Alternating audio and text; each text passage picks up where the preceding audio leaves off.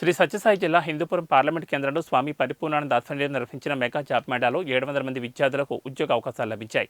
పరిపూర్ణానంద స్వామి నేతృత్వంలో నిర్వహించిన జాబ్ మేళాలో అనేక ప్రముఖ కంపెనీలు రావడంతో నిరుద్యోగుల నుంచి విశేష స్పందన లభించింది. అంటే పెద్దవాళ్ళకి కానీ చిన్నవాళ్ళకి కానీ వాళ్ళ లైవ్లీహుడ్ ఆపర్చునిటీ అనేటువంటిది, అంటే రోజ్గారీ అంటారు హిందీలో. అంటే వాళ్ళ డైలీ బ్రెడ్, వాళ్ళ ఎర్నింగ్స్కి ఎక్కడికి కష్టపడక్కర్లేకుండా. నా భావన ఏంటంటే ప్రభుత్వాలు పథకాలు ఇవ్వచ్చు, కానీ ఆ పథకాల మీదనే ఆధారపడడం కాకుండా వ్యక్తి తన కాళ్ళ మీద నిలబడి తాను 10 మందికి అన్నం పెట్టగలిగే స్థాయికి పెంచితే ఆ సమాజం చాలా గొప్పదని నేను భావిస్తాను.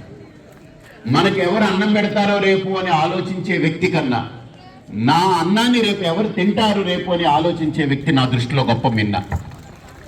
మీరందరూ చదువుకున్న వాళ్ళుగా మీరు ఆలోచిస్తారనుకుంటున్నాను. మన చదువుకి అర్థం ఏంటనంటే మనం జీవితంలో స్థిరపడడం, పక్క వాళ్ళ యొక్క సౌకర్యం గురించి ఆలోచించడం.